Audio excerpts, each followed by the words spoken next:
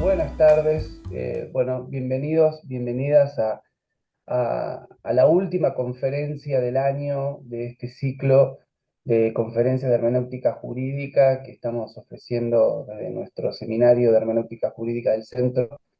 El objetivo del año próximo publicar un libro digital con las 6 conferencias que hemos dictado este año, este segundo semestre.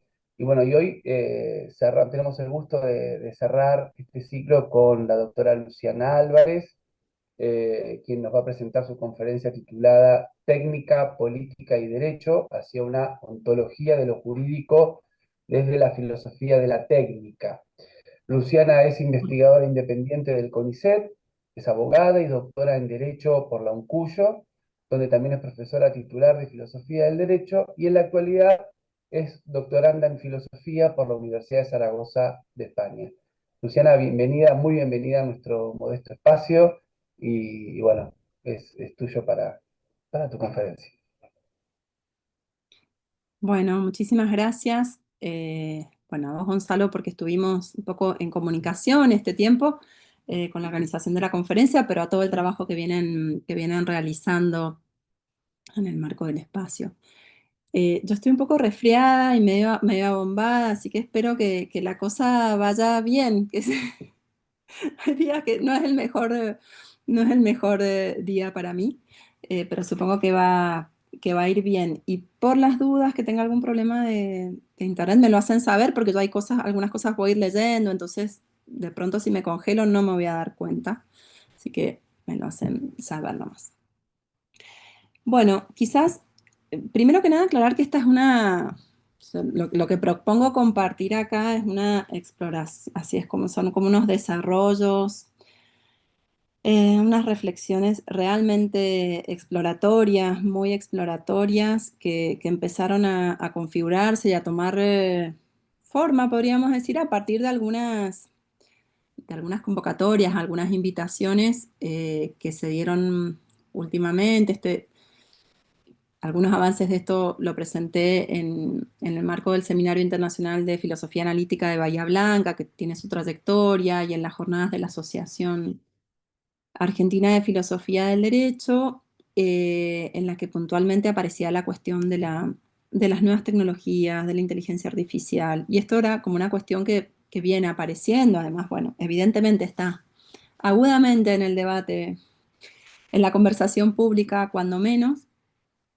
Y entonces, en alguna medida, lo que yo estoy pensando fue coagulando, por un lado, esas coyunturas que tenían que ver con pensar problemas muy específicos y algunas cuestiones que yo vengo trabajando en filosofía del derecho, en el marco de las posiciones críticas, que es un poco el espacio donde vengo pensando desde mi doctorado en adelante, y puntualmente ahora en relación a esa tesis de doctorado que señalaba Gonzalo en la presentación, que tiene por objeto pensar el problema del derecho en los desarrollos, en el pensamiento de Foucault. Entonces hay como varias líneas ahí de tensión que me forzaron, digamos, me llevaron a algunas de las preguntas que van a aparecer acá y que, bueno, que están así muy, muy incipientes. Me siento así un poco a tientas, pero creo que es un espacio que va a ser propicio para eso.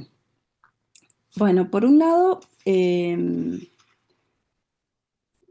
esto había que pensar, o lo que intento poner en relación son esas múltiples dimensiones, la dimensión de lo técnico, cómo pensar el derecho en relación a lo técnico y qué lugar termina ocupando, cuál es la dimensión política, o digamos, cuál es la politicidad o puede ser la politicidad del derecho pensado como técnica, y eso nos llevaría en alguna medida, esto es un poco la tesis corta que está condensada en el título, nos llevaría a pensar si el derecho puede ser pensado como un objeto técnico, como un artefacto, en el sentido en que lo concibe la filosofía de la técnica. Por eso es hacia una ontología de lo jurídico desde la filosofía de la técnica. ¿Cómo podemos pensar el derecho desde la filosofía de la técnica y qué es lo que eso podría habilitar?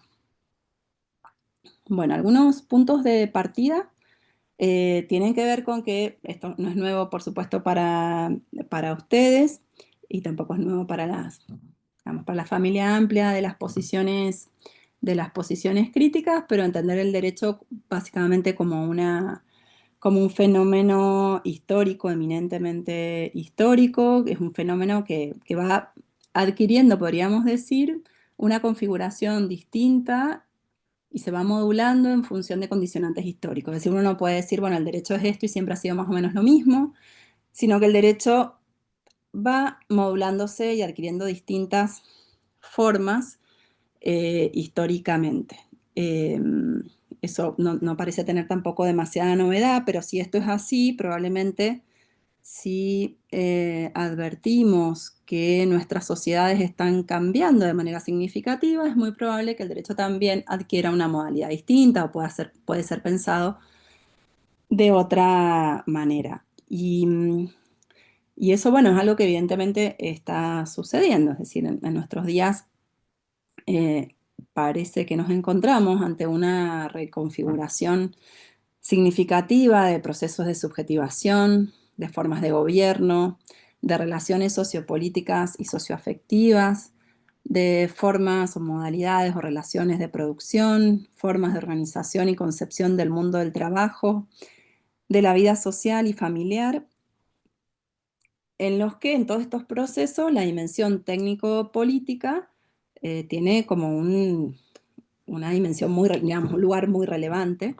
Es significativo que lo técnico-político, lo técnico, lo tecnológico ocupa un lugar central en todas estas reconfiguraciones y entonces a su vez todo eso es muy posible comprender que impacta en el campo del derecho. Ahora, ¿cómo impacta? Sería un poco la pregunta y es ahí a donde quiero ir. ¿Qué supondría ese impacto de todas estas reconfiguraciones en el campo del derecho? Y entonces, uno de los desafíos, esto que decía antes, más relevantes que enfrentamos, tiene que ver con pensar entonces lo jurídico en esa trama compleja de interacción de relaciones que demandan además intensamente soluciones institucionales y normativas. Esto es lo que vemos casi inmediatamente. Bueno, nos encontramos con todos estos desafíos y pensamos cómo podemos regularlo desde el derecho para que la cosa vuelva a encauzarse hacia un lugar que nos parezca menos distópico, ¿no? Eh, y eso ha ido dando lugar y podemos situar los últimos 50 años, por ponerles un proceso, o los años, digamos, desde los años 80 en adelante, ha dado lugar a lo que algunos autores y autoras han caracterizado como un proceso de juridización creciente de lo social, este hecho, esta circunstancia por la cual todas las configuraciones a nivel social demandan soluciones institucionales y normativas, ha dado lugar a un proceso de juridización que además, dependiendo de los lugares y en fin, y las posiciones espaciotemporales, se expresa también como un proceso de judicialización. Son muchos los autores que vienen y autoras que venimos trabajando en esa clave de advertir cómo este lugar que ha ido adquiriendo el derecho no es digamos, no es un lugar que esté dado por naturaleza. Nos puede resultar un poco habitual y familiar hoy en nuestras sociedades, pero que tiene sus determinaciones históricas. Digamos, comienza y se agudiza y se despliega en un momento histórico determinado. Desde los años 80 hacia adelante, y ahí podríamos abrir la cantera, no lo vamos a hacer ahora, probablemente conozcan varios de esos trabajos, de todo lo que supone la reconfiguración de las relaciones de gobierno en clave de la gubernamentalidad neoliberal, tal como la trabajó Foucault en su momento, pero como vienen trabajándola muchos autores en los últimos 15 años por lo menos, en el cual el discurso de los derechos y específicamente el de los derechos humanos pasaron a integrar el horizonte de toda transformación política posible, toda disputa política. Antes, aquello que antes se tramitaba en términos de revolución posible pasó a tramitarse en términos de transformación jurídica en buena medida, en el sentido de que toda disputa política tiende a traducirse en términos de derechos y en muchas ocasiones también en términos de derechos punitivos, digamos, eso es parte de la paradoja de los derechos, digamos, que que aparece toda una clave de resignificación política o traducción política en términos de derecho, pero también eso viene muchas veces acompañado de una dimensión punitiva porque hace parte de, digamos, decir, de, de lo paradójico del dispositivo jurídico. Eh, entonces nos encontramos un poco ante este panorama, reconfiguraciones sociales, donde la tecnología tiene su lugar predominante, y el hecho de que la lengua del derecho haya tendido a hegemonizar el espacio político. Y eso en buena medida me parece que nos promueve, o por lo menos a mí me empujó, sí, me incitó a volver a pensar si esto está haciendo, si esto es lo que está pasando, es muy relevante políticamente incluso, ya no solo para el campo jurídico, trabajar con mucha precisión de qué se trata el derecho, porque evidentemente el derecho está ocupando un lugar de altísima relevancia en nuestra sociedad y un lugar político de relevancia. Entonces, un trabajo así riguroso y preciso sobre aquello en que consisten los derechos y el modo en que operan constituye una tarea ineludible, podríamos decir, en términos científicos y en términos del pensamiento jurídico, pero también y sobre todo políticamente relevante. Eso posibilitaría, porque digo, si no, a mí me interesa insistir en esto porque muchas veces si no pareciera que estas preguntas nos las hacemos en el campo del derecho, yo vengo del campo del derecho, hacia el campo del derecho. Y a mí me parece que cada vez más se evidencia que son preguntas que han sido tradicionales del campo del derecho, preguntarnos qué es el derecho, cómo funciona y demás, y que se han vuelto muy relevantes para otros campos disciplinares, para otro tipo de estudios y además bueno, para el desarrollo y el mejoramiento de las sociedades en las que vivimos, porque si no con lo que nos encontramos es con estudios que es del campo, podríamos decir, de la sociología, de la economía, de la ciencia política, asumen una ontología de lo jurídico que puede ser muy problemática, o asumen un modo de operatividad de lo jurídico que puede no, podríamos decir que parecería no condecirse con la realidad efectiva del funcionamiento del derecho, y me parece que ahí, digamos, del campo jurídico tenemos una tarea por realizar. Ahora bien, es cierto que esto tampoco es que decir, bueno, preguntarse cómo funciona el derecho y demás, tampoco es especialmente nuevo, digamos. Hay como toda una historia que tiene la propia disciplina respecto de cómo ha venido comprendiendo el funcionamiento del derecho. Hace ya un tiempo que se reconoce esta dimensión paradojal, especialmente desde algunas posiciones que, digamos, llevamos ya un tiempo advirtiendo que el derecho no necesariamente se identifica con un estado o un proceso de liberación, de emancipación, que los derechos, incluso los derechos humanos, se encuentran lejos de constituir el salvoconducto a alguna sociedad o mundo ideal y deseable por sí mismo. Es decir, que digamos que la identificación entre sistemas de derecho y justicia o mero bienestar, eh, digamos, es una identificación que es problemática ya en el campo. Pero lo que llama la atención es que de todos modos, a pesar del reconocimiento, de eso que ya sabemos respecto de la polivalencia del discurso de los derechos, se sigue insistiendo con un gesto que yo llamo como una suerte de redundancia en torno del gesto codificador o de la máquina jurídico-política codificadora. O sea, aún a pesar de que ya hay algunos desarrollos en torno de algunos desarrollos, digamos, importantes, significativos, en torno a esto que el derecho no puede y todos los problemas que acarrea eh, ir a golpear la puerta del derecho, seguimos insistiendo con que el derecho resuelva algunos problemas de la política.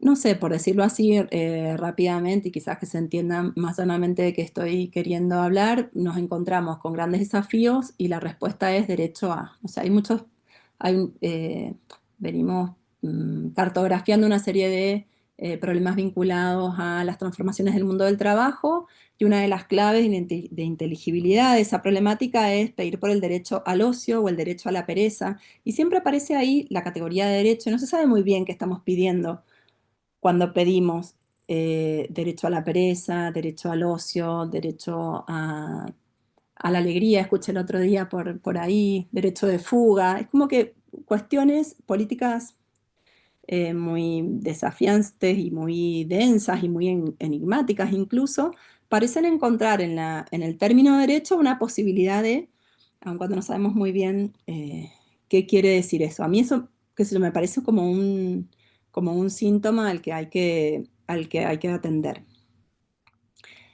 Y en relación a las nuevas tecnologías, a la inteligencia artificial, a las neurociencias, nuevamente aparece esta necesidad, la necesidad hay algunos, digamos decir, algunas iniciativas de regulación de estas tecnologías, de la regulación jurídica de estas tecnologías, sobre todo la inteligencia artificial, ha supuesto en el campo del derecho, pero también en otros ámbitos, un desafío, no solo en relación a las tareas habituales de los operadores jurídicos, que van desde la automatización de tareas legales hasta la toma de decisiones en casos complejos, sino una atención a los riesgos que acarrea su utilización a múltiples niveles, tanto individuales como sociales, en el marco de la progresiva simbiosis entre artefactos omnipresentes, ambientes artificiales, cuerpos, mentes y tecnologías cada vez más híbridos y fluidos. Ese es un poco el marco en el que estamos y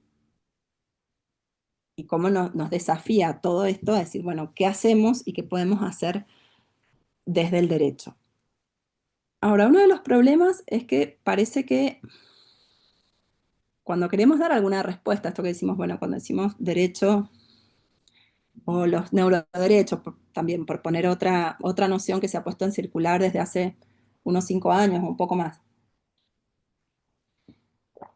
Cuando se piensa en esas regulaciones, cuando se piensa y además se llevan adelante proyectos de regulación, parece que estamos intentando enfrentar desafíos que son enormes porque tienen que ver con una reconfiguración muy densa de nuestros modos de vida, muy densa en términos de la importancia que tienen,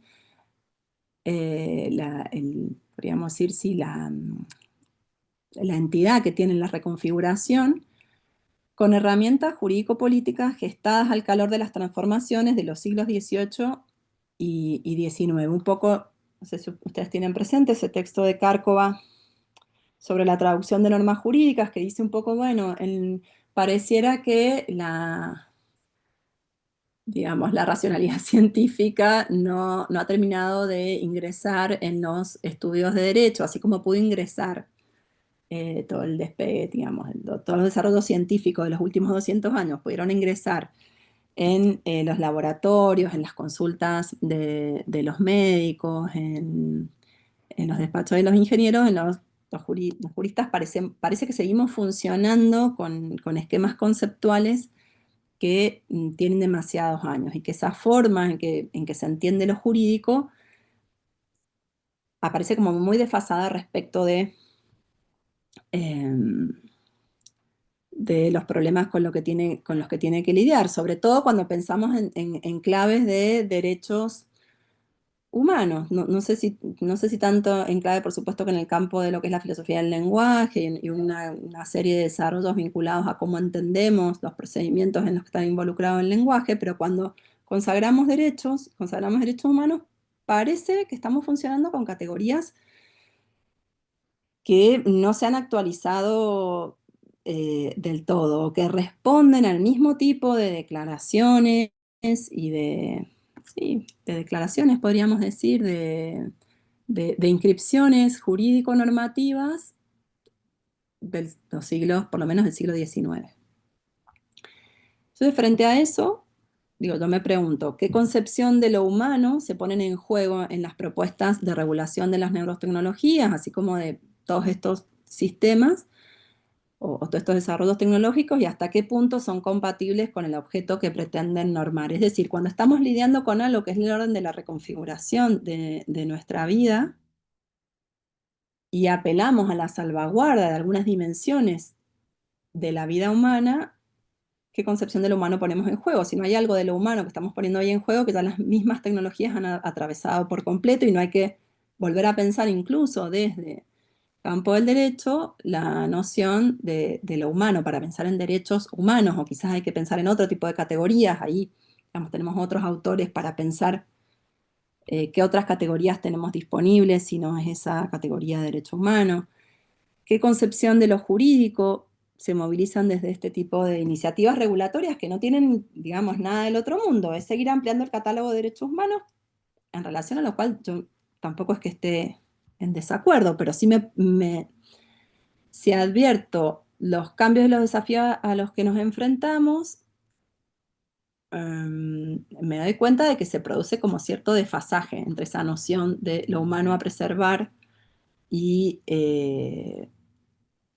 y una concepción de lo humano que se reconozca como intrínsecamente atravesado por lo tecnológico. También preguntarnos si esta es la única respuesta posible, si no hay otras respuestas que podrían darse.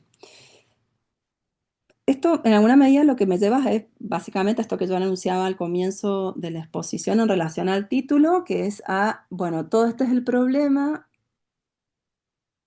en el fondo, si este problema no está vinculado nuevamente con la pregunta de qué es el derecho, volver a preguntarnos qué es el derecho y qué herramientas de comprensión pueden ofrecernos la filosofía de la técnica o el pensamiento contemporáneo sobre la técnica para abordar estos desafíos en los cuales la técnica está evidentemente atravesada. Y en ese sentido, digo, puntualmente, yo me he focalizado, por esto que les contaba de dónde provienen estas cuestiones que he estado pensando, me he focalizado en la regulación de las nuevas tecnologías vinculadas a la neurociencia, a la inteligencia artificial, pero también reconociendo que casi todos los ámbitos de reconfiguración de nuestra vida social individual se han visto eh, transformados y modulados a partir especialmente de la dimensión tecnológica. Entonces me parece que hay algo ahí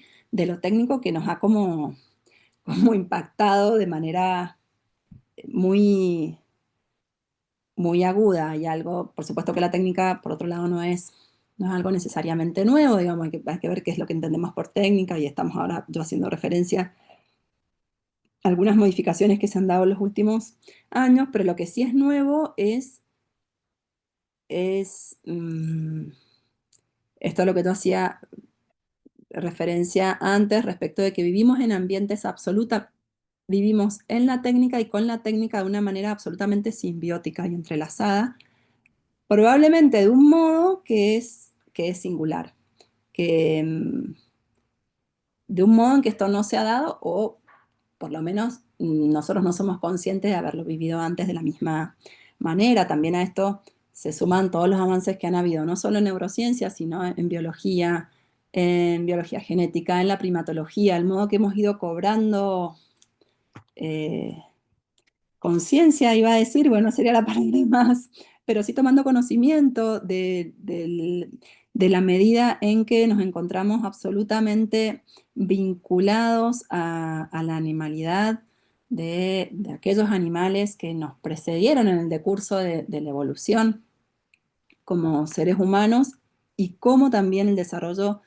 de la técnica, de las herramientas y luego de las técnicas fue modificándonos a nosotros como determinados animales y transformándonos en otros animales, como el proceso de hominización es un proceso técnico. Sí, y es relativamente pronto que hemos ido tomando eh, en cuenta o conocimiento de todos estos procesos que han terminado de condensarse, podríamos decir, no porque el proceso ha terminado, sino porque nos encontramos en un momento en que han condensado una serie de transformaciones en que lo técnico y lo tecnológico, digamos, ha puesto en entredicho casi todas esas certezas que teníamos respecto de cómo vivíamos desde la modernidad en adelante.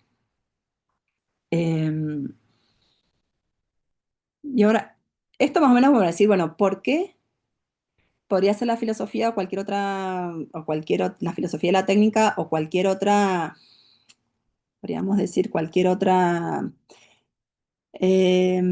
campo de la filosofía para pensar una vez más qué es el derecho. Bueno, yo creo que la filosofía de la técnica y la posibilidad de pensar, digamos, el derecho de la filosofía de la técnica está vinculada con con todas estas transformaciones a las que aludía. Por eso toda esta intro para decir, bueno, realmente probablemente haya algo de la filosofía de la técnica que nos permita decir algo en el campo del derecho, porque además es un campo de reflexiones que digamos, que ha despegado y que se ha venido transformando y que viene produciendo una cantidad de innovaciones en los últimos 20 años o 30 años por lo menos. El de la filosofía de la técnica, que además obviamente no es un campo homogéneo, sino que tiene sus propias ahí, discusiones.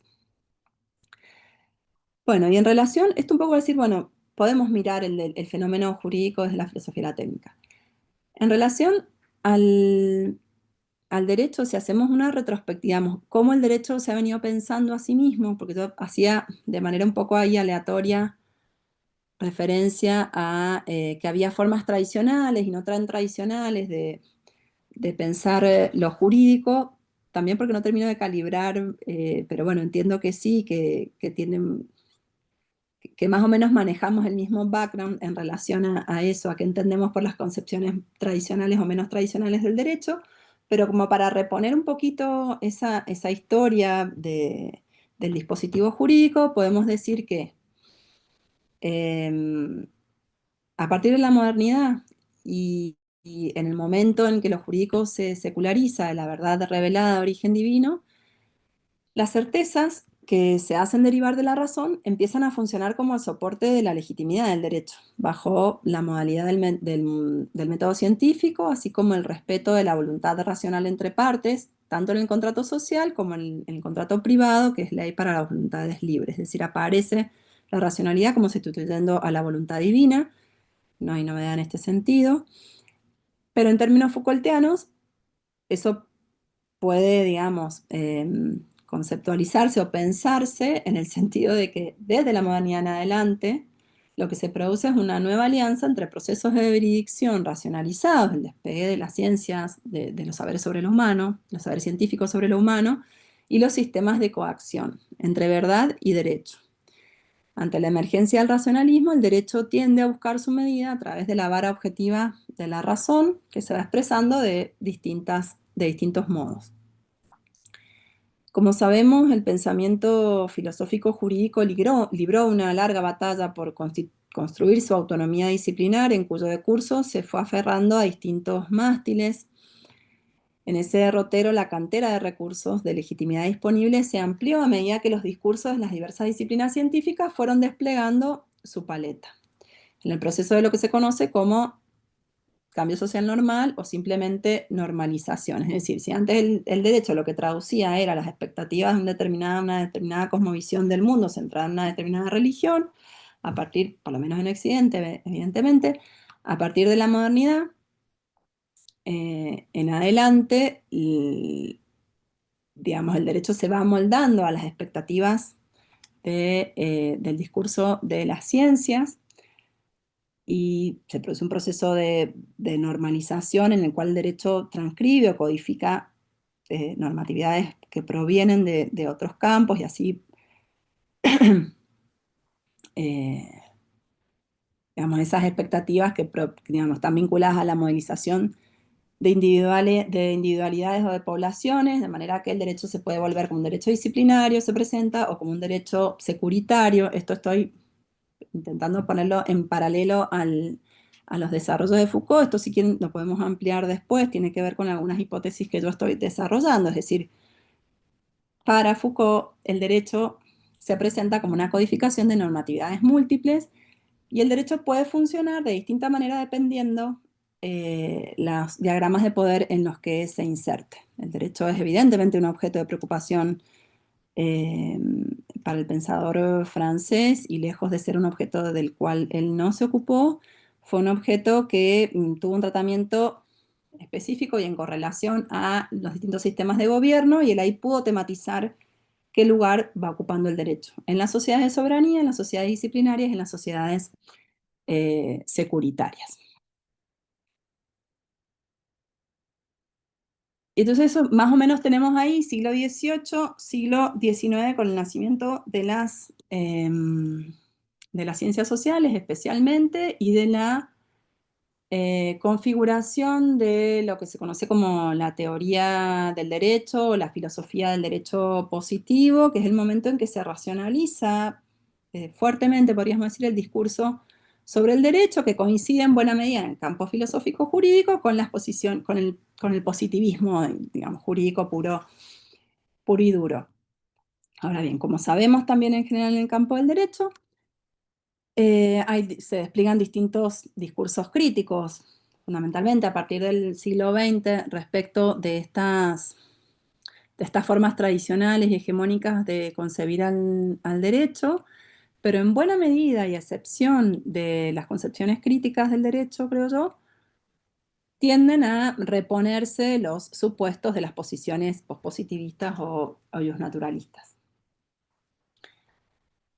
Ahora bien, las posiciones críticas del derecho, que tiene que ver en el marco en el que yo básicamente me he formado y las conozco un poco más, pero además como conozco también su campo de adversariedad, eh, desde hace varias décadas han incorporado diversas matrices de pensamiento para problematizar lo jurídico, haciendo hincapié en el hecho de que constituye un fenómeno de poder cuya materia prima es el lenguaje, y en ese sentido podemos decir constituyen una excepción frente a los otros discursos críticos, eh, digamos, otros discursos que se presentaban como que elaboraron una crítica respecto del positivismo especialmente, y obviamente del justnaturalismo.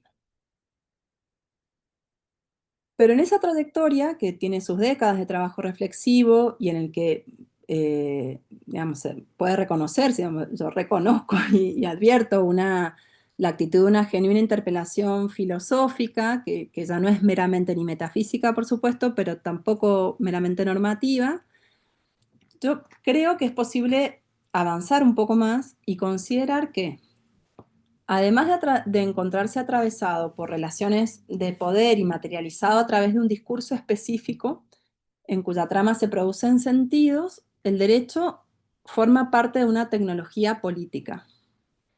Por supuesto que las posiciones críticas no desconocen esto,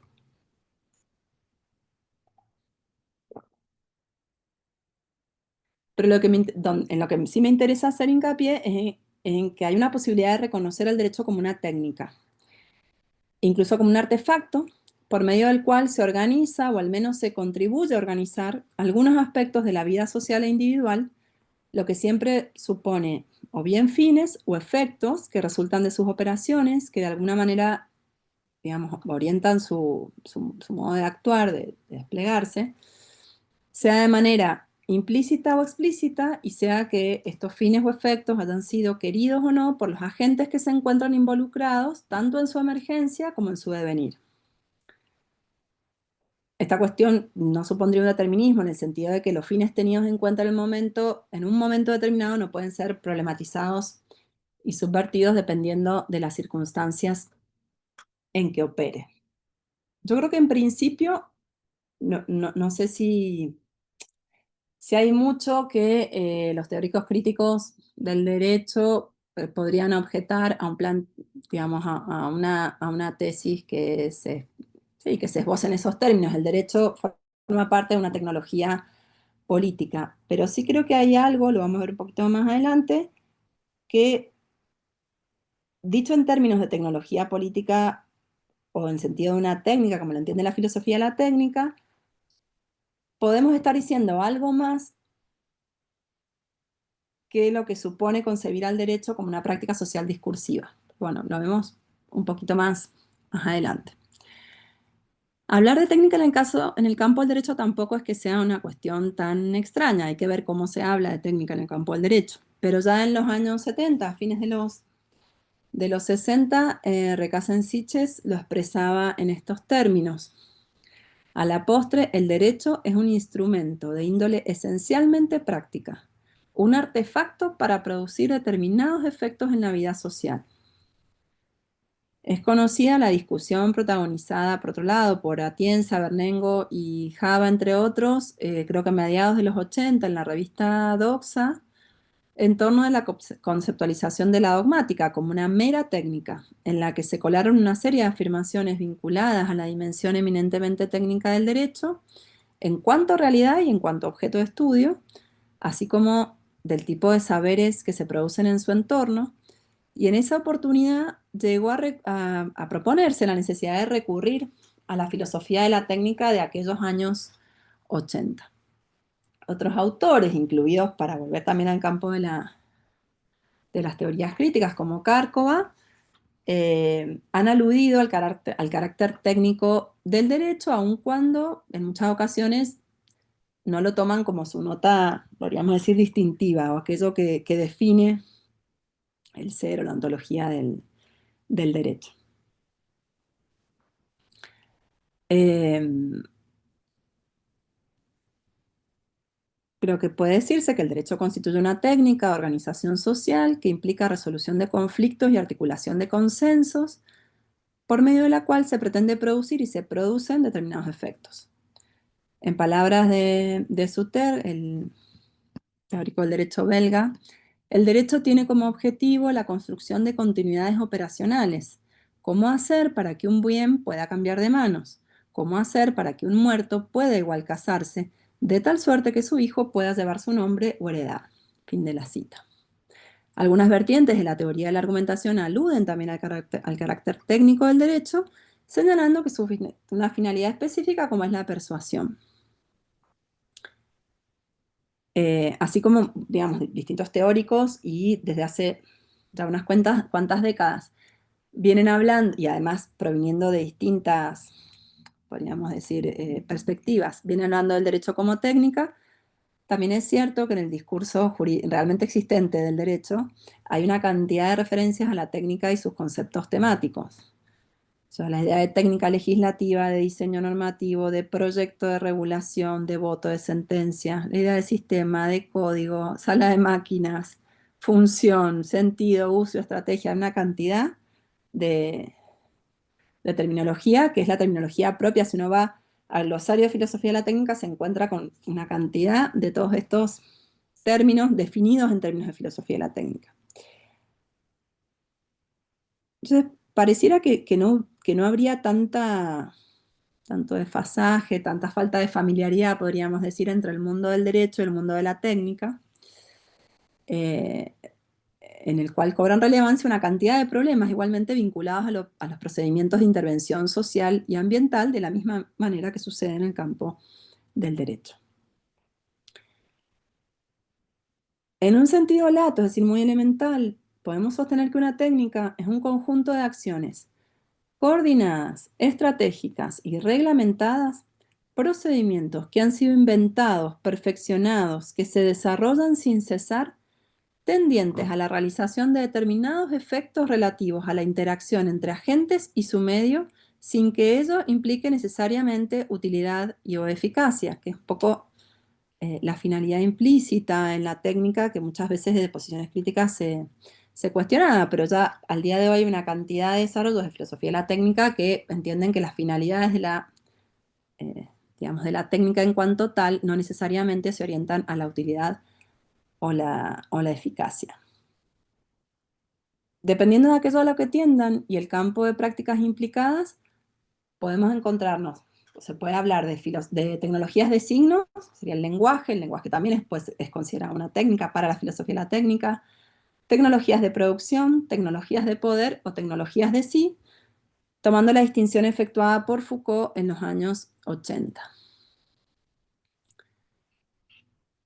Y entonces si desde aquí entendemos que el derecho es una técnica, una tecnología de poder, una tecnología política, me parece que podemos recuperar la dimensión práctica discursiva sin circunscribir el derecho al proceso de semantización, reconociendo que por medio de las prácticas jurídicas hacemos algo más que producir sentido, aun cuando no es posible encauzar conductas, producir subjetividades, habilitar prácticas comerciales, culturales, afectivas, entre muchos otros etcétera, sin involucrar procesos intrínsecamente discursivos.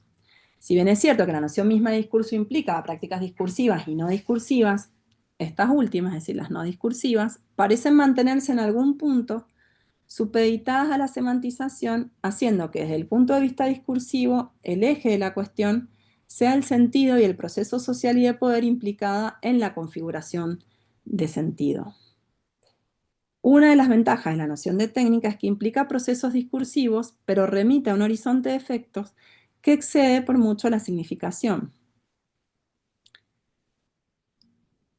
De lo que se trata en todo caso es de la posibilidad de reconocer que a la base de los intercambios comunicativos, lingüísticos y discursivos operan mecanismos técnicos en sentido propio, podríamos decir, haceres, producción de efectos, y que a partir de allí se abren otras posibilidades para ampliar también la reflexión y la conversación sobre las nuevas tecnologías, en la cual estas se presenten como parte del continuum sobre lo humano. A mí me parece que también en cierta medida, si una de las dimensiones de los grandes problemas que nos enfrentamos hoy, digamos, de la época, podríamos decir, tiene que ver con lo tecnológico, entender que el derecho también forma parte de lo tecnológico de ese problema, nos pone en mejores condiciones, podríamos decir, para lidiar con ese problema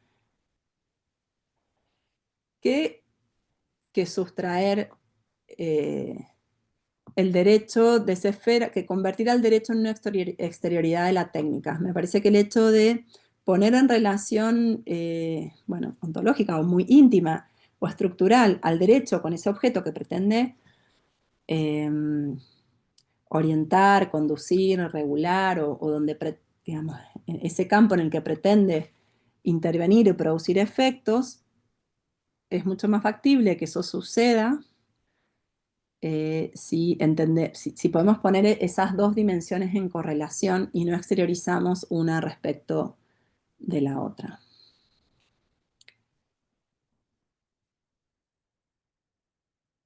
Y entonces, si podemos aceptar la dimensión técnica, o bien, vuelvo, en el sentido que la filosofía de la técnica comprende tales realidades, las realidades técnicas, aparecen dos cuestiones igualmente relevantes, y podrían haber muchas más, pero hay dos que son muy relevantes. Por un lado, que la politicidad del derecho, que es un tema que nos preocupa desde las posiciones críticas, no aparece como ontológicamente distinta de la politicidad propia de los objetos técnicos, tecnológicos o los simples aparatos o cacharros.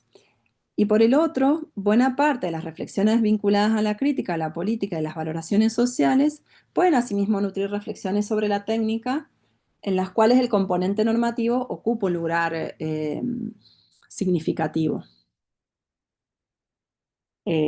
Porque la dimensión normativa de los procesos técnicos constituye una cuestión hoy ampliamente aceptada, aun cuando habría que ver y ahí habría que precisar bastante más cómo se entiende la normatividad en el campo de la técnica y en el campo del derecho, pero igualmente es un problema la normatividad incluso y la normatividad incluso jurídica en el campo de la técnica, pero eso sería toda otra cuestión para avanzar.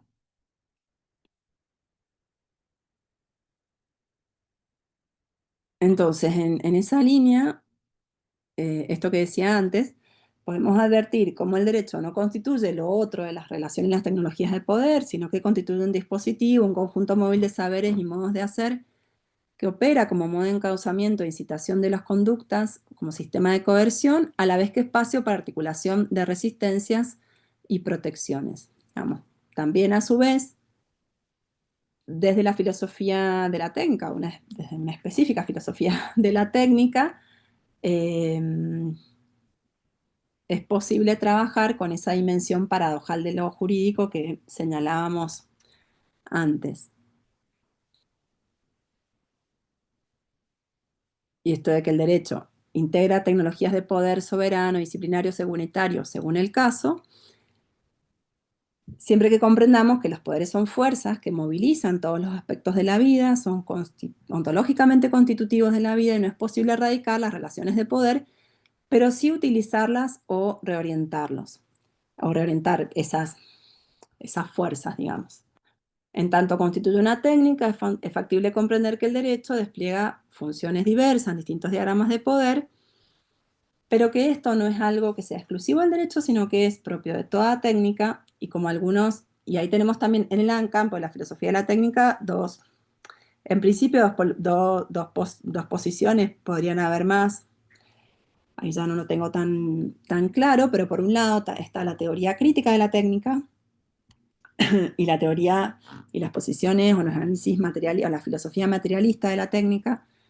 Las posiciones críticas de la técnica, como Feng y Finber, entienden que las técnicas se encuentran subdeterminadas y que el problema que enfrenta la sociedad no es si aceptar o rechazar la tecnología, sino más bien cómo los valores alternativos pueden ser considerados dentro del proceso de diseño, de modo que los códigos técnicos que determinan el diseño sean humanos y liberadores antes que opresivos y controladores. Pero aún sin ascribir a esa concepción crítica de la técnica, según la cual la cuestión pasa por la posibilidad de elaborar otros diseños aparentemente más humanos o incidir desde la propia ontogénesis institucional, es posible comprender la politicidad de lo técnico desde posiciones materialistas que focalizan más que en la intención del diseñador en las realizaciones o los efectos de los artefactos, es decir, en lo que producen. Podríamos decir en las realizaciones o los efectos de las prácticas jurídicas o en lo que producen determinadas regulaciones jurídicas o lo que producen determinadas instituciones jurídicas. ¿Qué efectos producen? Para estas posiciones, los artefactos realizan funciones que no corresponden o que no responden, perdón, a las intenciones de los autores, y de lo que se trata es de los efectos performativos que tienen en la práctica, que permiten, que prohíben, que orientan o que orienta un determinado aparato o aparatos en el paisaje material en el que opera. Pero la cuestión está puesta sobre todo en el paisaje material o en la cultura material y el lugar que ocupa ese determinado artefacto en esa cultura material. De manera que la agencia de un artefacto y su politicidad no están determinadas de una vez para siempre, sino que la agencia política, la capacidad de agencia política de un artefacto, o podríamos decir una institución cualquiera del derecho, es una cualidad eminentemente relacional, que tiene que ver directamente con los objetos que produce, con los efectos que produce, y que no es reconducible en una trama coherente a la voluntad de ningún agente eh, humano, o no necesariamente. Uno podría pensar que por la existencia de determinadas instituciones jurídicas y el modo producen efectos en un ambiente cultural determinado que está atravesado por entes humanos o inhumanos, por seres humanos y por individuos no humanos, y se producen determinados efectos por el solo hecho de que esa institución está ahí operando, pero eso es independiente de la voluntad del legislador, del usuario, del juez. Y a mí me parece que ahí hay algo que las concepciones críticas del derecho que están especialmente centradas, sí, en los procesos de significación o de semantización, atendiendo a la naturaleza eminentemente o a la estructura eminentemente lingüística del derecho, tienden a perder de vista todas estas variables que se ponen en juego en la producción de efectos en el desarrollo de la vida social. Por ejemplo, una dimensión que aparece es el de la infraestructura material que posibilita la operatividad del derecho o de las prácticas jurídicas, que no es reconducible, que por lo menos no es completamente reconducible al campo de lo discursivo. Si bien es cierto que un poco las posiciones materialistas en el campo de la filosofía y la técnica discuten el excesivo textualismo que ha permeado la filosofía y la técnica, que sería un poco diríamos que sería un poco el gesto que yo advierto aquí, que ha habido como una demasiada atención a la dimensión discursiva del derecho, y que ese arsenal conceptual no nos permite em, captar esas otras dimensiones que no se reconducen a lo discursivo. Por ejemplo, pensaba yo, los edificios en los que funcionan los juzgados, dónde funcionan los espacios de deliberación legislativa, los despachos, las computadoras, los recursos, los salarios de las personas que desempeñan esas funciones. sin las cuales el derecho no podría existir como tal, porque no tendría una capacidad tendría capacidad de agencia ninguna, y muchas de esas dimensiones sería forzado reconducirlas al plano textual o no tendrían, digamos, no brindarían una capacidad de análisis tan interesante como poder ver los efectos que producen esas materialidades. Pero para poder ver los efectos que producen esas materialidades, me parece que tenemos que ampliar un poco la lente y no reconducir todo al plano discursivo. Eso creo yo que es algo que podría habilitar hacerle un lugar a algunos desarrollos de la filosofía de la técnica y que posibilitaría pensar el derecho en cuanto a técnica, entendiendo que además pensarlo en esos términos no supone para nada comprender el derecho como una entidad absolutamente, podríamos decir, neutral o aséptica, disponible para cualquier tipo eh, de finalidad, porque en alguna medida, a ver, o sea, no necesariamente esto es así, porque el hecho de que exista un objeto técnico supone que hay una politicidad que es intrínseca a ese objeto, pero que no está determinada en el objeto, sino por las relaciones eh, digamos, que ese objeto, mm, para- las relaciones que hacen de ese objeto ser lo que es. Y esto ya tiene más que ver con mis intereses de investigación, permite comprender de manera más acabada cómo entiende Foucault el derecho, porque sea lo que Foucault vino desarrollando, por lo menos en los 10 años por lo menos desde teorías de instituciones penales hasta el nacimiento de la biopolítica, es esta cuestión de cómo el derecho podía, una misma institución, funcionar de manera muy distinta dependiendo cuál era el diagrama de relaciones de poder en la que se ponía en juego. Entonces, que las sociedades no se calificaban tanto en función de las instituciones jurídicas o de las penas que establecían, sino más bien de cómo esas penas estaban funcionando. Pero bueno, esto lo podemos reponer si hay dudas, bueno, inquietudes en relación a eso, pero por ahí sería la cosa. Yo sé que no he estado tan ordenada, así que les pido disculpas, pero bueno, son todas cosas que estoy como empezando a pensar, entonces a medida que iba como recuperando el hilo de la conferencia, me iban apareciendo cuestiones que no sabía hasta qué punto habían sido dichas o no, podían quedar claras. Que bueno, les agradezco por el tiempo y la paciencia. Bueno, muchas gracias, Luciana, y gracias por el esfuerzo, ¿eh? Sabemos que estás con dificultades, así No sé que si se me escucha, yo creo que me iba congestionando a medida muchas que gracias. hablaba. Sí. Pero bueno, eso no le restó claridad a todo lo que dijiste. Bueno, aprovecho a saludar a quienes se sumaron en este último rato a la charla. Bienvenidos. Eh, bueno, antes de largarme yo con algunas cosas que marqué, porque siempre tengo la mala costumbre de arrancar así a lo torpe, quiero darle primer lugar a quienes se sumaron tan amablemente a la charla, a ver si tienen algo para aportar, preguntar, eh, lo que tengan ganas. Esto es una conversación. Alberto, querido profesor, Hola, ¿qué tal? ¿Cómo les va? Luciana, qué gracias por lujo. la charla. Sí, yo tengo un comentario de la primera parte, porque me parece que hablamos de dos temas que están hilvanados, pero bueno, el segundo de filosofía de la técnica en gran medida me supera porque no conozco mucho filosofía de la técnica. Eh, mm, porque, a ver, si bien no lo dijiste exactamente, pero queda una especie de sabor de que hay una especie de fracaso del derecho, porque reconocemos derechos, establecemos derechos, hemos ampliado derechos y esos derechos notoriamente no se cumplen. Es decir, no tienen efectividad social. Digamos. Ese sería, eso quedó como, no sé si responde a tu pensamiento, pero que me quedaba esa impresión, digamos. Es decir, bueno, reconocemos derechos y en última instancia eso se termina convirtiendo o en una práctica meramente discursiva o en un preguntarse para qué seguir dando derechos que no tienen efectividad. Y yo creo, yo no estoy de acuerdo con esa idea, lo hemos hablado la otra vez. A mí me parece que lo que sucede es que la forma de entender hoy día tiene que desanclarse más profundamente del modelo de derecho de la modernidad.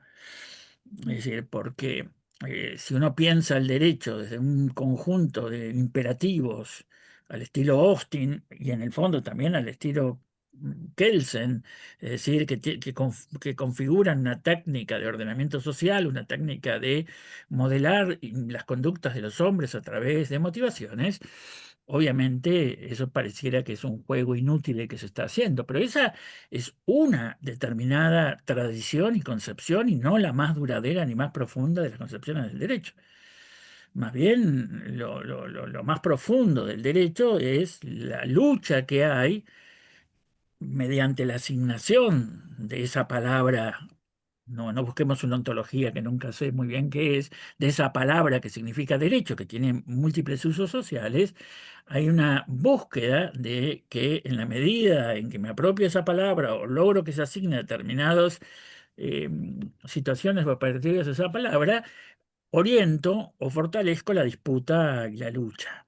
En el fondo, estar en el derecho significa pelear, luchar, disputar por las distintas formas de fuerza social, la que tiene el Estado, la que destacaron los kelsenianos, y las que tienen las comunidades, buscando que el derecho tenga mayores niveles de consenso social. Y yo creo que de Boaventura en adelante, el pluralismo claramente vuelve a esta concepción, digamos, y en esta tradición, que a mí me den derecho, significa que me dieron una herramienta más, nada más que eso, nada más que eso, ni nada más complicado que eso. Tú que has trabajado derechos indígenas también, eh, vos ves cómo pasa eso. Es decir, los pueblos Claro. indígenas se apropian de lo jurídico como una herramienta de lucha y nada más, lo consiguen, no lo consiguen. Y vos decís, qué desgracia. Lo que pasa es que si lo ves, si lo reflejás sobre la idea de que al ponerle la palabra derecho o el mote de derecho está en el mismo nivel de la fuerza que tienen ciertos sectores sociales, que también le ponen la palabra derecho a la propiedad y ganan la disputa de poderes, bueno, obviamente la pierden. Pero ¿qué importa eso? Desde el punto de vista de lo jurídico, ingresaron al campo jurídico. Vos ingresaste al campo jurídico y ahí a pelearla. Nada más que eso. Pero eso no. En la tradición de la modernidad, acentuada después de los modelos napoleónicos, lo que pasa es que Foucault se dedica a desmontar eso. Yo lo entiendo en tanto me desmonta toda esa pretensión de que ese es el derecho. Pero el derecho históricamente ha sido la disputa entre el Volksrecht, el derecho de los pueblos, de los foros, de las comunidades, de los municipios, versus el derecho regio. Y es la misma disputa. Y en ese sentido yo creo que estamos, o se entiende todo esto más desde la tradición más antigua de lo que es el derecho. No sé si me explico. No creo que esté en contra de lo que vos decís, digamos, pero era un poco, digamos, bueno, necesito escucharte porque tu formulación no queda claro si estamos de acuerdo con esta idea o no.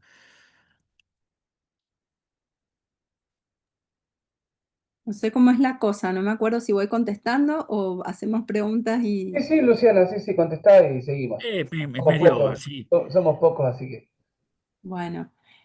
Bueno, muchas gracias, Alberto. No sabía que estabas por acá, escuché tu presentación de la sesión pasada, creo que fue, así que asumía que íbamos a tener como muchas líneas más de continuidad que de contraposición, porque creo que hay algo ahí. Yo la verdad es que no creo que se trate de que el derecho ha fracasado, o yo no lo veo así, yo estoy intentando también como subvertir un poco una lectura normalizada de Foucault en relación al derecho, y para eso creo que esta entrada de la técnica me sirve mucho, porque simplemente en la medida en que es una herramienta, como vos señalabas recién, hay que ver cómo funciona y qué efectos produce, y eso nunca se sabe hasta que la disputa se abre. Pero lo que me parece que sucede es que hay un encantamiento, una fantasía con el derecho, de que da mucho más de lo que efectivamente da, porque se lo plantea en esos términos, un poco a partir de las, digamos, del modo en que se concebían los derechos en la modernidad y el aparato, podríamos decir, epistemológico y las teorías que se produjeron en relación al derecho, porque estar en el derecho en esos momentos podía suponer algo muy distinto para el modo en que se estaba pensando la organización de la sociedad en la modernidad. Y entonces me parece que hay algo, incluso en los movimientos sociales, de excesiva confianza respecto del derecho. Yo creo que lo que hay que más que una evidencia y que seguir insistiendo en que el derecho no funcionó, o no funciona, dejó de funcionar, no sé si en algún momento funcionó, en cualquier caso tampoco me interesaría tanto a mí en este momento como pensar qué potencia tienen en términos políticos en las sociedades en las que vivimos. Y mi sensación es que por un proceso ahí de, quizás ahí, así en términos más Foucaultianos, de reconfiguración de la gubernamentalidad neoliberal, los derechos pasaron a ocupar el lugar en el que nos iban a resolver todos los problemas y se juridificó demasiado lo político. Y en ese proceso creo que, que se trasladó una excesiva confianza. O sea, hay todo un proceso político que parece que decanta y culmina cuando aparece la consagración del derecho. A mí eso me parece un problema.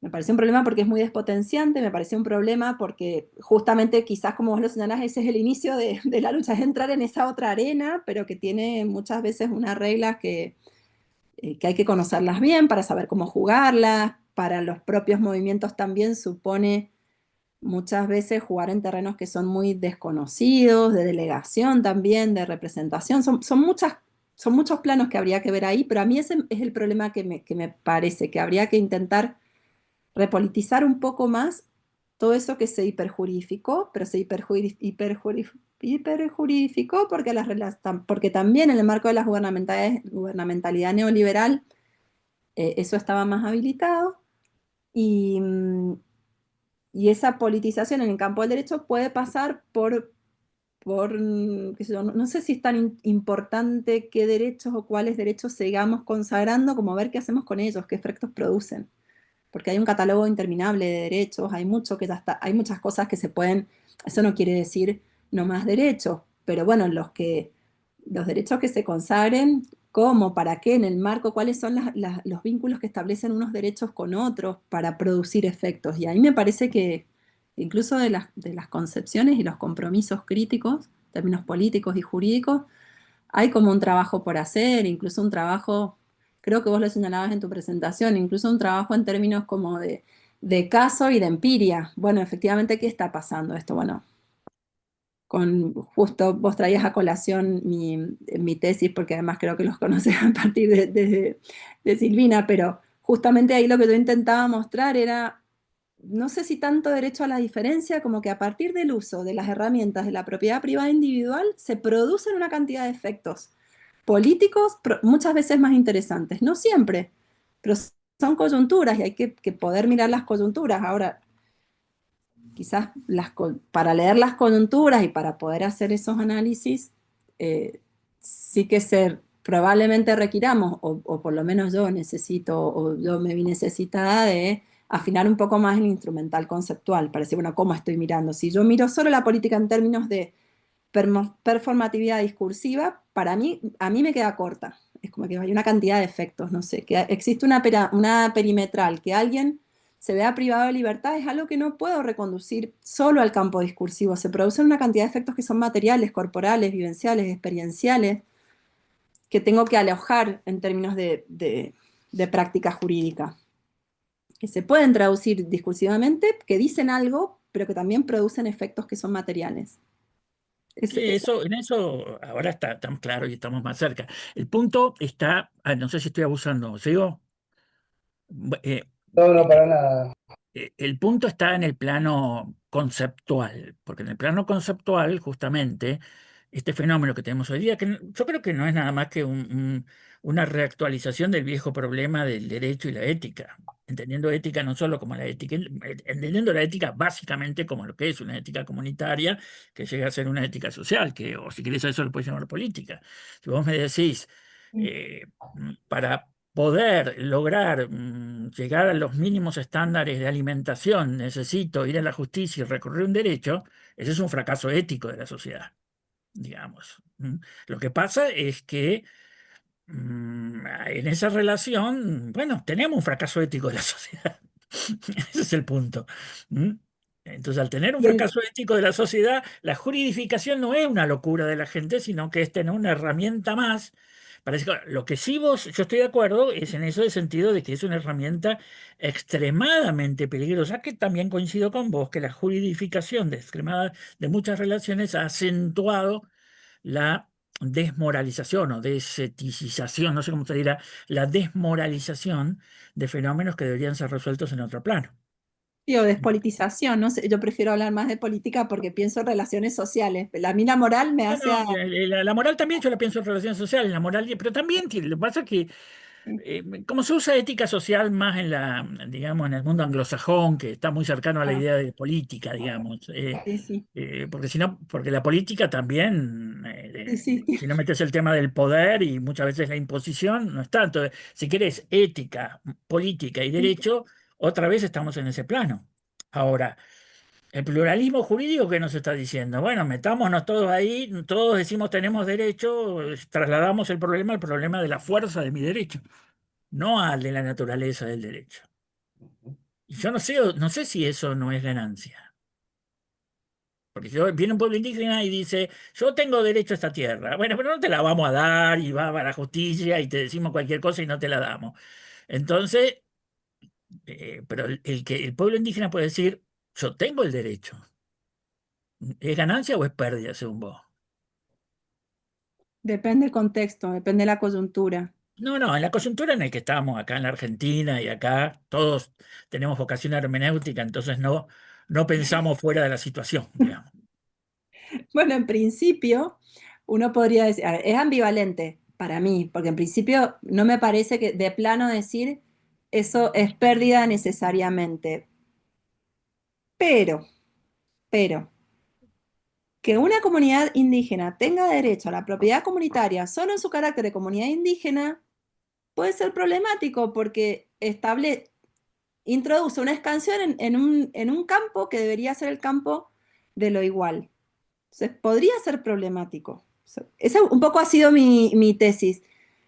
A ver, no se trata de ir en contra de los derechos de los pueblos indígenas, causa con la que estoy absolutamente comprometida, incluso en Sí, sí, sí. términos materiales, porque he militado durante años la defensa de los territorios comunitarios, digamos, llegando causas adelante. Pero quizás el modo de hacerlo no sea pensar en que al lado de una propiedad privada exista la comunitaria, sino el proceso de comunitarización y de acceso a la tierra y de acceso a la vivienda y de acceso a que la clave debería ir por un lado que no suponga la insistencia en la identificación o el identitario, sino en lo igualitario. Entonces, Sí, pero no, pero está bien, pero eso otra vez si no lo pero si llevamos yo tengo que llevar estratégicamente una demanda, eh, prefiero tenerlo consagrado en la Constitución que no tenerlo, por tengo supuesto. más herramientas. Sí, sí. Ahora, lo que pasa que sí, y acá tenemos un problema muy grande, que yo creo que la hermenéutica tiene mayores herramientas para resolver este problema que los que pueden tener los analíticos o los que pueden tener los positivistas que se dieron cuenta de este problema y se hicieron inclusivos, pero tampoco lo logran resolver, y que la teoría crítica se quedó vieja, digamos, se quedó vieja en este punto, que es, bueno, cada herramienta, la aparición de la herramienta jurídica en este contexto, hoy día tiene, en el contexto de relaciones sociales complejas, se vuelve problemática. Vos decís, es problemática, pero no malo ni nada de eso. Se ha vuelto problemático el campo. Y ese campo nos lleva a que las disputas de sentido sean problemáticas, que la justicia sea problemática, pero no ha sido así siempre la historia. Cuando la burguesía, Probablemente, sí, y sí, la probablemente burguesía es lo el que sí, mismo. de lo que sí estamos hablando de cómo captamos eso del orden de la realidad, de la problematicidad de la historia. Decimos, bueno, la historia ha sido siempre más o menos así. Sí, cómo captamos esa problematicidad, creo que ha ido cambiando. Hay quienes, bueno, no cambian su lente, está Contra eso. bien, es respetable, pero digo, lo que se trata de decir, bueno, hay algo que, hay lentes que se pueden captar, que pueden cambiar para captar mejor eso que nos acontece y poder leer mejor la época. Y luego, que a mí no me parece menor que hay eh, una singularidad en relación a lo técnico en nuestros días, que desconocerlo a mí me ha llevado mucho tiempo reconocer la importancia de la técnica en nuestros días y vengo trabajando en eso y también por eso, bueno, abriéndome a otras lecturas, porque realmente están pasando cosas que están reconfigurando los modos en que nos relacionamos. Las relaciones de trabajo han cambiado, no solo en Argentina, sino en el mundo. y las relaciones de producción, aun cuando sigue habiendo apropiación de plusvalía, cuando siguen habiendo una cantidad de cosas, pero los modos en que eso sucede son otros. Y la tecnología ha calado de lleno en esos modos. Desde el acceso a la vivienda, son muchos los problemas que se vienen configurando en los que la tecnología tiene una incidencia en relación al cambio climático, a las posibilidades, digamos, de subsistencia medioambiental de la especie humana, de otras especies animales Pero eso en qué y impacta vegetales. en la idea de derecho que estamos desarrollando. Está bien, el mundo se vuelve más complejo, lo podemos destruir, tenemos más herramientas, todo eso es de acuerdo. Y que es muy profundo porque es como una nueva revolución industrial potenciada. Pero ¿en qué impacta en esta lógica del derecho como espacio de lucha? En lo que impacta es que como han cambiado las configuraciones, digamos, ambientales y sociales en las que nos movemos, porque el mundo se ha tecnificado, estoy diciendo barbaridades, me escucho un filósofo de la técnica y se muere, pero para decirlo muy, muy básicamente, si el mundo se ha tecnificado, no podemos seguir creyendo que los problemas son los mismos y no podemos leer los problemas con las mismas herramientas que leíamos otros problemas. O al menos hay que hacerle lugar a esa pregunta. En esto que vos decías, bueno, eh, pero esto no ha sido siempre así. Yo digo, bueno, puede que esto haya sido siempre así, puede que cambiemos la lente, pero también puede que haya cosas que sean nuevas y muchas veces para las cosas nuevas necesitamos otras lentes. Entonces, quizás mi inquietud ha sido decir, bueno, ¿qué otras lentes hay disponibles para leer esto que parece de otro orden? Esas lentes tienen algo que ver con el derecho, o sea, pueden servir para leer el derecho, ¿me permiten ver algo que otras lentes no me permitían ver? Yo estoy un poco en esa, pero son muchas preguntas. Yo asumo que sí, que hay una posibilidad, digo, por eso me he lanzado en esa aventura y a mí se me hace también como consistente con la lectura Foucaultiana del derecho, bueno, que yo sé que eso ha tenido distintos momentos y que ha habido un Foucault que es el detractor del derecho, pero yo creo que de a poco, yo no soy la única, venimos trabajando en que se resignifique esa lectura de Foucault porque realmente, y él lo ha dicho expresamente, justamente ante la pregunta que hacías vos, es mejor que existieran los derechos que reconocen, un derecho que reconozca la libertad sexual para las personas homosexuales, y Foucault hubiera dicho que sí, aún a pesar de que, hubiera dicho, de hecho lo dijo, aún a pesar de que era un problema confiar en el derecho como dispositivo, porque siempre es un dispositivo de coacción también finalmente, y tiene esa problemática, esa paradoja. Por eso, conocer bien cómo Sí, funciona el pero Foucault dispositivo todavía para está ser pensando en mejor, una... porque bien, Pero vos fíjate que Foucault todavía está pensando en una generación donde como telón hay una opción todavía insurreccional y revolucionaria, cosa que hoy día no la tenemos. Entonces, en el contexto de una democracia, pero yo no sí, sé los 60 todavía y los 70 tiene esa idea. Hoy día, sí, sí, como yo te si digo, el derecho es una disputa que hacemos sobre fuerzas estatales de apoyo a mis expectativas, mis exigencias, lo que es mío, lo que fuere. No cambia eso. No cambia. Es decir, lo que vos estatales decís y es cierto estatales. que el conflicto se me vuelve más complejo y los intereses se me vuelven complejos. La lectura de lo real, de lo social, de las complejidades de los intereses se vuelve extremadamente más complejo. Pero ¿afecta eso a esta base del derecho como un campo de disputa sobre la fuerza del Estado? Ponele. No, el derecho pensado en esos términos para mí no sería un problema, pensar el derecho como campo de disputa. Cuando decimos que es una técnica o cuando yo digo y asumo que, bueno, que es una técnica, es porque tiene que ver con acciones, prácticas que se van, digo, que son históricas, que se van, que emergen y se van modificando históricamente para resolver problemas. Es más o menos eso lo que dice la filosofía de la técnica respecto de lo que es una técnica, en sentido muy lato. Y a mí eso no se me aleja demasiado del derecho, que eso pueda tener un campo específico, porque el No, Estado bueno, tiene un lugar ahí. pero vos tenés dos tradiciones del uso del derecho como técnica. La técnica de motivación social, teoría de los imperativos, donde el derecho lo uso como una herramienta que algún soberano, el parlamento o el rey absoluto, usa para lograr, digamos, organizar la vida social. Es técnica de motivación social, al estilo de las definiciones clásicas, o, como dicen los realistas, dice Frank, es una técnica de pacificación. Lo que antes era una batalla, hoy lo hacemos en los tribunales y tratamos de matarnos menos. La palabra técnica puede funcionar para los dos componentes. Sí, sí. Yo ahí tengo algo para matizar. Yo creo que ante la pregunta de la complejización de todo en el mundo contemporáneo que habitamos, eh, yo creo que sí, por ahí, si vamos a las preguntas esenciales, si se me permite, o ontológicas, que suena feo, pero respecto del derecho, sí, no sé si vamos a encontrar grandes transformaciones conceptuales, pero sí me parece que encontramos profundas alteraciones de la percepción respecto del derecho, el porqué del derecho, el para qué del derecho. De hecho, hoy nos encontramos, al menos en Occidente, nos encontramos en un momento donde tenemos que volver a rediscutir cuestiones que ya creíamos zanjadas, estamos a veces como asombrados frente al televisor, eh, pre- preguntándonos, ¿de nuevo vamos a discutir esto? Y sí, parece que de nuevo vamos a discutirlo.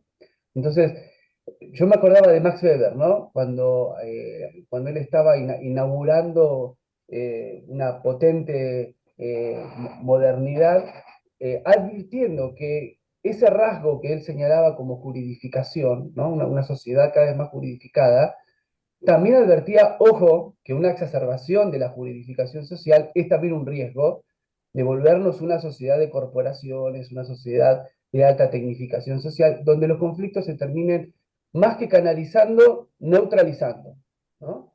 Y bueno, qué sabio que fue, porque yo creo que en un punto, eh, con sus maneras, con sus respectivas maneras, tanto Foucault como Bourdieu se han ocupado un poco de esos problemas, sin nombrar a Weber, pero han continuado, bajo mi lectura, han continuado con esa línea. Y hoy nos encontramos con una exacerbación de la juridificación social y también una exacerbación de la tecnificación social, ¿no? Que no le escapa al derecho. Luciana, vos advertías que tanto en el derecho como en la economía y agregabas a la política, hay como una encerrona dogmática, ¿no? Que no nos permite establecer diálogos y discusiones interdisciplinarias. De hecho, seguimos utilizando la palabra dogmática en una ciencia social. A mí me resulta paradójico. Eh, y nos cuesta mucho dialogar, y esto quedó muy claro en la conferencia de Alberto cuando hablaba de la necesidad de dialogar con la filosofía, la sociología, la antropología, salir de hablar, digamos, desde y para el derecho exclusivamente, ¿no? Entonces yo creo que ante estas complejidades que estamos viviendo, a veces demasiado vertiginosas, no sé si volver a preguntarnos el por qué o el qué del derecho, pero sí, al menos a mí me interesa, y por eso la palabra efectos me da la pista para dónde orientarme, sí ver los cambios de percepciones, de significaciones y los efectos que se producen para fortalecer este concepto de lucha por el derecho, de asumir los conflictos como un motor de pensar el derecho, las relaciones de poder como conceptos relacionales. Vuelvo a Weber. Weber dice así como al pasar, ¿no? El poder es un concepto sociológicamente amorfo. Punto. No dijo más nada. Pero ahí nos sirve Bourdieu, nos sirve Foucault, nos sirve Crozier, que no se le ha hecho demasiada justicia, al decir que el poder es un concepto relacional, asimétrico, con desventajas de unos sobre otros, pero nunca deja de ser relacional. Lo otro es mera imposición de fuerza. Entonces, me parece que mirándolo desde ese lugar, en el campo se vuelve muy operativa esta idea, ¿no? Nosotros acá está Marcelo, hemos trabajado mucho en la cárcel, ¿no? Y en la cárcel una de las palabras que a mí me movilizó a escribir una tesis de sociología, que Luciana la nombró así al pasar, antes hablaba de paradojas, que no es lo mismo, pero después terminó diciendo ambivalencia. Y en el campo carcelario nosotros hemos visto que la ambivalencia es para mí la gran palabra que atraviesa el campo carcelario, ¿no? Por un lado, la cárcel tiene que brindar seguridad y por otro lado tiene que garantizar la reinserción. Ahora, cuando se colisionan en las prácticas, no en los discursos, porque los discursos cierran hermoso, pero cuando en las prácticas entra un conflicto, ahí la seguridad. No, no, no, la seguridad primero, que los profesores no entren, que los pibes no bajen al aula, se suspende el acto, se terminó todo. Por más que venga Estela de Carlotto, por más que venga Pérez Esquivel, por más que venga León Gieco, no me importa nada. Entonces, esa ambivalencia que termina resolviéndose siempre por lo más fácil, por la mera imposición de la fuerza, es un rasgo que aún hoy, año 2025, nos está atravesando de una manera hasta violenta, diría, no solo en términos de efectos, ¿no? Pero bueno, me disparé, me fui a la cárcel, perdón. Eh, no sé si alguien quiere aportar, decir algo o continuar con lo que venimos. No, yo por ahí en relación creo que algo decía Alberto y Una pregunta bien tengo, pero dale, mencionaba perdón. vos, Gonzalo, Sí. respecto de esto de que la tecnificación o la juridización y la tecnificación podían tender a neutralizar el conflicto. Yo creo que es una concepción de la técnica, no necesariamente la única. De hecho, hoy lo que la filosofía de la técnica está intentando Perdón, es mostrar una es crítica neoliberal del que concepto, o una apropiación neoliberal de la técnica, perdón. claro, porque hay una Sí, caracterización de la técnica sí, como me hago cargo. neutralización y que justamente las posiciones críticas lo que han intentado hacer es decir, no, esto de neutral nada, se presenta como una técnica neutral, pero en realidad está preñada de una multiplicidad de valoraciones y de voluntades de dominación múltiples. Y bueno, y a mí me parece que, digamos, a mí me parece, no digo, desde la filosofía de la técnica eso se ve, puede mirarse de una manera completamente distinta y ahí el derecho puede ser, digamos, la juridización puede ser visto o puede, podríamos decir, inscribirse en el campo de una politización o moralización en los campos, en el sentido en que lo plantea Alberto. No necesariamente tiene que ser algo mm, malo o algo a rechazar. Todo depende de qué estemos entendiendo cuando hablamos de Claro. luchar por el derecho o adquirir derechos. Si lo que estamos, digamos, si cuando se consagra un derecho y se inscribe esto, bueno, del derecho a la propiedad comunitaria indígena. Eso aparece simplemente como una técnica, como un aparato que se pone en relación con otros aparatos y se tiene que poner a funcionar y ver qué pasa en coyunturas concretas. Ahora, si nosotros creemos que ahí está consagrado y así funciona y la lucha es por el derecho y no en el derecho, quizás por ahí pasa el matiz, por conseguir eso que parece que va a resolver algo o por entender que eso es simplemente una herramienta que se pone en funcionamiento y que no fracasa ni deja de fracasar. Lo que fracasa en todo Claro, caso es la relación de fuerzas, que lo hace funcionar exacto. en una dimensión, con una orientación determinada. Parece que por ahí pasa un poco. ¿Y cómo captar esa Bien. dimensión? No sé si es tan sencillo. Digo, a mí quizás la cuestión de la filosofía de la técnica me permite, no sé, yo me hago una imagen que me permite como un martillo, como una palanca, como algo que funciona, como una polea que hace mover otra cosa y hace mover otra. Y mi experiencia de la práctica política, incluso en tribunales o acompañando procesos, a veces tiene que ver con eso, con una cosa que mueve otra cosa y un derecho, y si lo pienso en este caso puntual, pero puede que no se replique a otros, quizás es más conveniente que la propiedad comunitaria, hacer, no me acuerdo cómo se llamaba, un interdicto posesorio, porque no sé, porque es múltiple la coyuntura, digamos, o los casos tienen tienen tantas particularidades y tenemos tantas herramientas a la vez jugando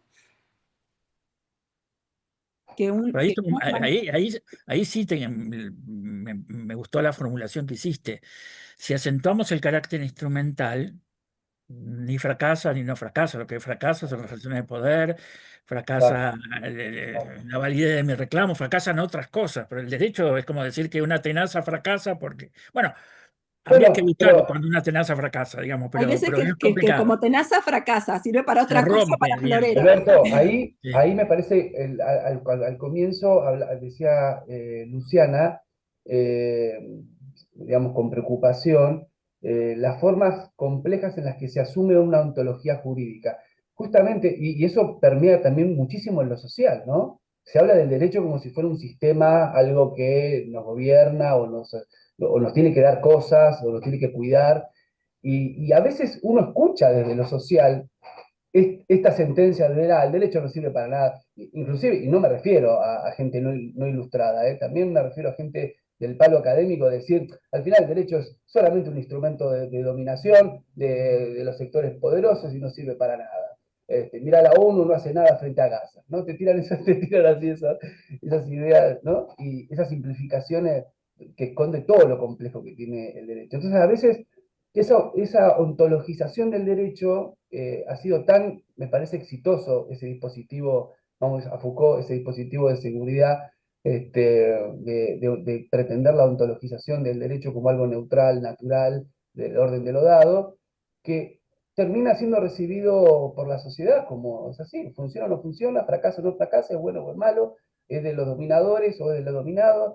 Y eso es lo que me parece que hay que romper, hay que trabajar mucho para desarmar eso. Claro, y sí, porque ahí está la tradición del derecho como un orden social sostenido por el Estado, y eso Como se un ha demostrado aparato, 27 veces, 100.000 veces de que es el orden social de algunas personas, digamos. exactamente, exactamente. No es un Pero, aparato, es un bueno, pero, campo de disputa. claro, pero uno si se sale de ahí ya encuentra otro mundo. Exactamente, Alberto, sí. Que es lo que yo insisto, es el mundo más tradicional del derecho.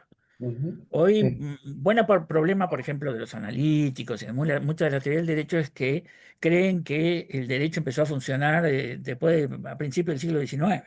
mm, claro, no, sí, Que están o metidos en ese pasaron universo y cosas, que ahí podemos hablar de derecho porque es ahí cuando se construyen las categorías que ellos usan. claro. Pero no, yo creo que hay que romper eso claramente. Bueno, vos lo hacés, digamos. Estás tratando de irte más allá, pero sigo sin entender, pero ya te digo, me lo pongo yo que tengo que estudiar más sobre filosofía de la técnica, que no sé ni siquiera cuáles son sus grandes debates, pero no, así que Bueno, no opino nada podemos porque estudiar juntos tendría que porque yo hacerlo estoy desde recién ignorancia. empezando, pero la verdad es que hay algo como bastante, no sé, a mí hay algo ahí que me apasiona, están estas discusiones sobre la teoría crítica de la técnica y las posiciones intencionalistas y no intencionalistas, que a mí me parece que hay algo que comunica mucho con discusiones que traemos del campo del derecho. Eso también es algo que me ha llamado la atención. ¿Y Que qué hay mucho autores son? debate. ¿Cómo? ¿Qué autores serían para ilustrarme, digamos?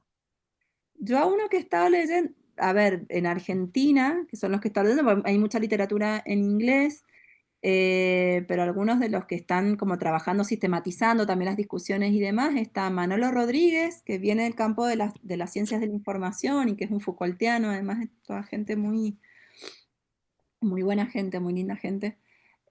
Manolo, yo el que he estado leyendo ahora últimamente es Diego Parente, Agustín Berti, hay un grupo en Córdoba, en La Plata, Manolo no me acuerdo, no sé si era del, Bueno, creo que no, era de con la eso UBA. ya sé, empiezo a tirar el hilo por ahí, Ahí digamos. hay un horizonte. Yo he estado leyendo ahora los textos de Diego Parente que un poco sistematiza esas discusiones entre los intencionalistas y los no intencionalistas, que me parece que en el campo del derecho están bien interesantes porque tiene que ver con esto, vos decías recién, Gonzalo, un aparato, el derecho no es un aparato, es un campo de disputa, dependiendo cómo entendamos un aparato, porque un aparato uno lo puede entender como algo dado, como un campo de disputa, que es lo que hacen algunas posiciones de la filosofía y la técnica. Ahora están hablando también de cultura material, el análisis de Ese aparato en términos materiales. altuserianos, la clásica Claro. distinción de Althusser. Claro. Sí. Eh, pero bueno, hay algunas discusiones interesantes, incluso porque las cosas que están pensando nos resultan tan alejadas de una terminología a la que estamos tan habituados en el campo de la filosofía jurídica y política, porque están hablando de un martillo y están Claro. dando cuenta de la politicidad de esos elementos que realmente a mí me ha resultado como muy, muy atractiva, porque baja mucho la cosa, materializa mucho la cuestión. Entonces digo, si podemos establecer algunas analogías con esos elementos o con algunos de los conceptos y cómo están trabajando esos conceptos en el campo del derecho y a ver qué pasa, para mí en ese sentido es de pura exploración y experimentación. Y lo más potente me ha parecido como intentar no restringir la cuestión al campo de la significación únicamente, o de la producción de sentido, que me parece que ahí puede haber algo de Claro. hacer, de que efectivamente produzca algún efecto, independientemente de cómo lo interpretemos, aun cuando interpretar de una determinada manera un trazo lingüístico sea necesario para producir un efecto, porque con eso tiene que ver la performatividad del lenguaje, pero no es lo único que produce efectos. Sí, romper la tiranía de lo narrativo.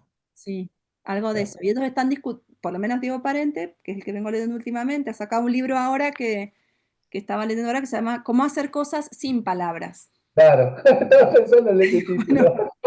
Bueno, podemos pensar, yo encima había publicado un texto que era en relación a la potencialidad política del silencio en la pandemia, que era hacer cosas sin palabras, que hay algo que está como demasiado cargado, sobre todo en un momento histórico en que todo pasa por lo discursivo, digo, redes sociales y demás, hay algo en que lo discursivo y el lenguaje binario de las máquinas y todo lo que supone textualización parece que es lo único que importa y es el único campo de Claro. producción de efectos. Entonces, por ahí, explorar un poquito qué pasa y cómo se producen efectos en otros campos puede ser interesante.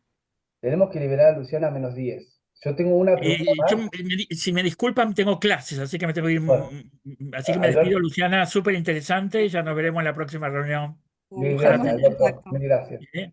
Felicitaciones. Eh, Hasta prontito. gracias. Y te mando saludos, Silvina, de acá. Dale un beso grande de mi parte. Dale. Chao. Chao, Chao, chao. Alberto, gracias. Eh, Tengo una última pregunta, pero por ahí Creo quiero que dar la Marcelo palabra a quería alguien hacer más. una pregunta. Yo lo vi varias veces levantando la mano, Marcela, a pero ver, no sé si... compañero de... Sí, ¿no?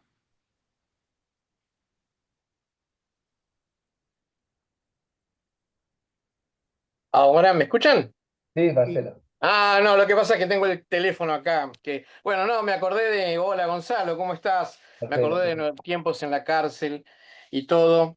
Y un poco, nada, lo que venía pensando sobre el derecho, reflexionando mucho sobre esto que decía Gonzalo, en el sentido de que la educación y la seguridad son dos cosas maravillosas en la letra de la ley, pero cuando llega el momento de aplicarlas, no se aplican, ¿no? O sea, cuando yo a veces daba clases, decía, bueno, la cárcel es una heterotopía, no sabemos por dónde empezar, porque es un gran embrollo, como dicen los presos, pero en realidad ya hoy es una distopía, ya hoy es Mm, realmente una un poco más situación cerca de eso.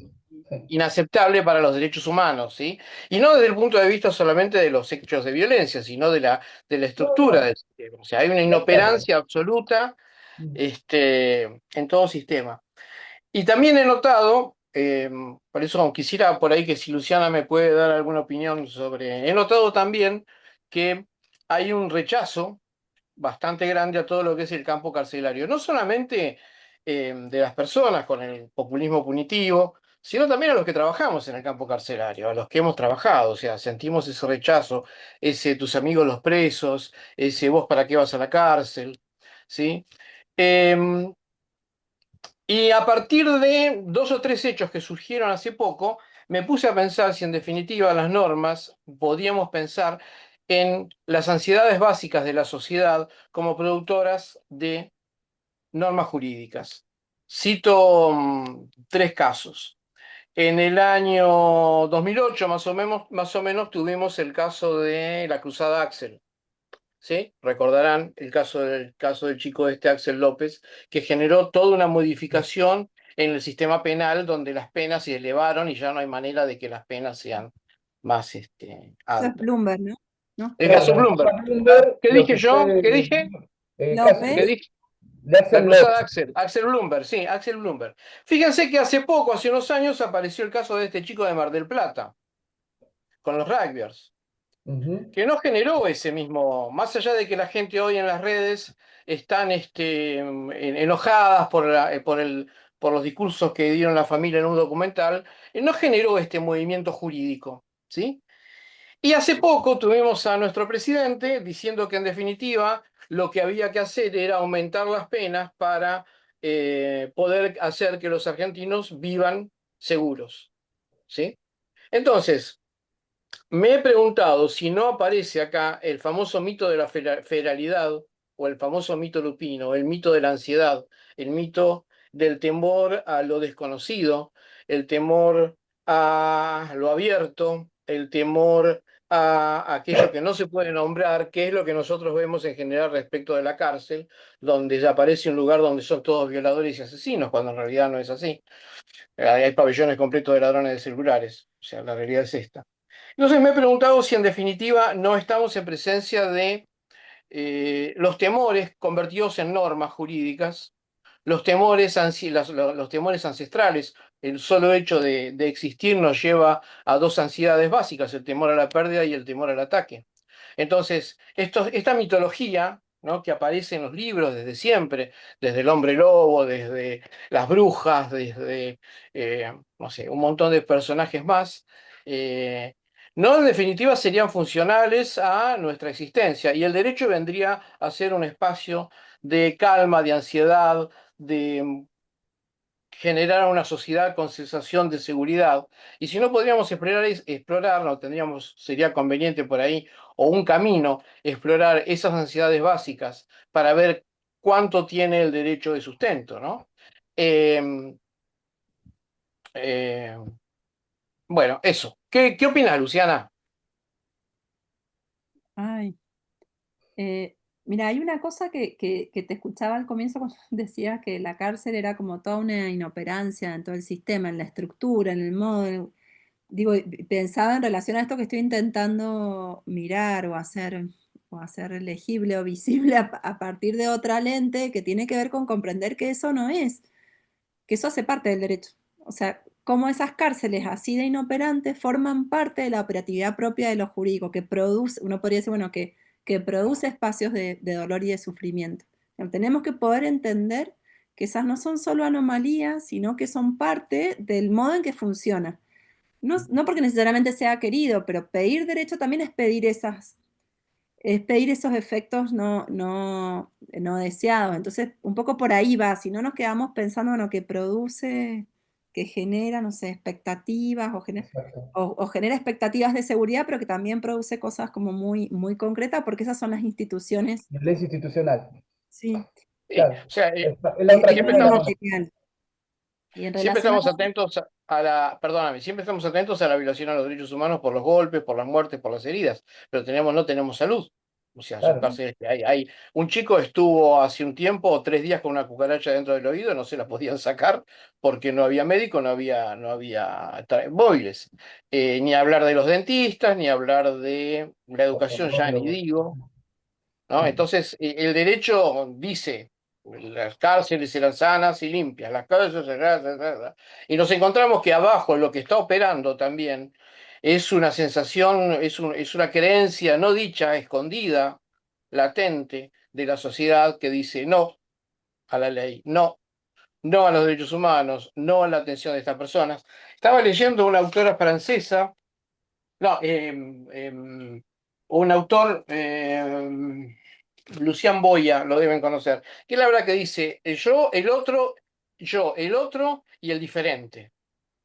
Tal vez el derecho llega a mí y al otro y nunca al diferente. ¿Sí? El diferente sería una nueva categoría de otredad, en el cual no tengo manera de generar un proceso de empatía, ¿no? O al diferente llega bajo unas regulaciones o unas formas que no son nada amables. Digo, llega al diferente Claro. a través de la punición. Porque en esto que decimos, bueno, hay un proceso que es de juridificación, pero el proceso de juridificación no va únicamente en la línea ascendente de consagración de más derechos, sino también en la línea en que se incrementan los procesos de violencia, digamos, los procesos de violencia institucionalizada, de punitividad. Esto que vos decías, yo no tengo elementos para decir si esto tiene que ver con temores ancestrales o no, pero sí pareciera que no tiene mucho que ver con conocimiento científico, cuando menos, digamos, el alza de, de las políticas punitivas no tienen que ver con la incidencia de los crímenes, ni de los delitos, ni de los conflictos, sino que tienen que ver con procesos que no van para nada de la mano, pero yo no tengo más elementos y decir, bueno, esto tiene que ver con una cuestión ancestral. Lo que sí se puede ver y que muchos cientistas sociales vienen viendo, tiene que ver con eso, con que el proceso de avance de la la libertad avanza para algunos y para otros retrocede brutalmente, brutalmente digamos, en el sentido más Bien. violento, porque ha tenido que ver con la ampliación de libertades en unos campos y el cercamiento de las libertades en otros. Es altamente selectivo. Eso es así. Sí, Bueno, el tema es que la punitividad no avanza o sea, ya perdió completamente el carácter científico. Es decir, los Y científicos sociales, democrático. Y sí, democrático. o sea, directamente ya es mediático. Ya es una Claro. cuestión mediática. Durante la pandemia yo me he peleado con gente diciéndome que los delitos que nos están matando, ¿cómo nos están matando? Que un delito sea cinematográfico y un canal de televisión lo haga cinematográfico, no significa que el delito esté aumentando. Vos fíjate que hoy hasta los jueces son juzgados y hasta los jueces son cuestionados cuando un preso sale en libertad y a los 3 días vuelve a cometer el delito. Es decir, ya estamos cuestionando absolutamente todo. Obviamente es una maniobra política. En el medio tenemos 348 cárceles que son pozos del infierno. Y que ¿No? además todos esos mecanismos de incitación a la ansiedad por el aumento de las penas también tienen un correlato que es técnico y que es material, que tiene que ver con el modo en que circula la información, se construyen las falsas, digamos, tiene que ver con muchos otros mecanismos también, que son muy contemporáneos y que tenemos que comprender para entender de dónde provienen y para poder para entenderlos, pero también para poder intervenir, porque si no nos quedamos también fuera. Digo, así como nos podemos quedar fuera del derecho, tenemos que poder entrar en esa disputa intervenir en ese campo, que es el campo en el que se están moviendo algunas cosas que tienen que ver con las nuevas tecnologías. Nos gusta o no nos La, gusta, la- es la donde se están ambivalencia dirigiendo una no, cantidad de claro, cuestiones. la ambivalencia no se resuelve como un tanteador definido, sino que es una permanente discusión, ¿no? Que no tiene por qué Oh, resolverse, sí. sino que simplemente hay que problematizarlo. Luciana, Bueno, te quería los últimos 5 minutos hacer no, ya está, ya está. Quería nada más saludarla, gracias, agradecerle, Marcelo. porque tiene una cara de gripe terrible, pobre. Sí, sí, Pero, está. ¿eh? Se me ve muy Tiene- fatal así, encima voy a quedar así para la claro, conferencia. yo pregunto, no Algo pregunto, pobre, se podemos siente aplicar mal. inteligencia artificial, Luciana, no te Algún preocupes. filtro, Gonzalo, de algo. Pero bueno, por eso que no me atreví a preguntar, pero como vos me diste la palabra, bueno, gracias. Vamos a ver, voy a seguir a ver en este camino a ver qué es lo que encuentro. Porque creo que, me acuerdo un profesor que allá en el 2008 llegamos a la cárcel, salió de la cárcel y dijo, pero esta gente habla, o sea, la producción, la tecnología, cómo genera esa percepción, ¿no? Así que bueno, gracias, nada más, gracias Gracias, Gonzalo, Marcelo. ¿eh? Gracias, Gracias, Marcelo. seguimos en contacto. Gracias. Luciana, una última pregunta, pero bueno, queda pocos minutos, entonces te dejo la pregunta y si podés decir algo bien, si no, después lo charlamos. Pero Vale. cuando hablabas de la técnica, ¿no? Y la problematización, bueno, todo lo que dijiste hasta ahora, a mí se me venía de manera así permanente, quizás por lo que nosotros trabajamos mucho en el centro, la contraposición entre verdad y método en Gadamer, ¿no? ¿En algún momento entra esa discusión dentro de lo que es la filosofía de la técnica o no? La discusión entre verdad y método o Claro, digamos, la crítica, digamos, lo que hace Gadamer en verdad y método, en contraponer no he un poco leído la... no me mates. O sea, me estoy prendiendo fuego en no he leído Ah, está bien, no, está bien. No, no, lateralmente. no, es muy específico, digamos, de nuestro mundito hermenéutico, de nuestra hermenéutica hermética. No, pero ahí lo que hace, digamos, de alguna manera Gadamer es discutir un poco Laura me va a corregir, pero una especie de sacralización del método por sobre el objeto de lo que se quiere investigar, y que el método ha pasado a ser un poco un fin en sí mismo, Ujú. cuando Gadamer propone a la hermenéutica Sí, como sí, la búsqueda de la verdad en las ciencias humanas, ¿no? Una hermenéutica más ligada a la comprensión de la experiencia humana, más que a seguir un método científico o una sí, sí. técnica científica determinada para hallar y descubrir la gran verdad, ¿no?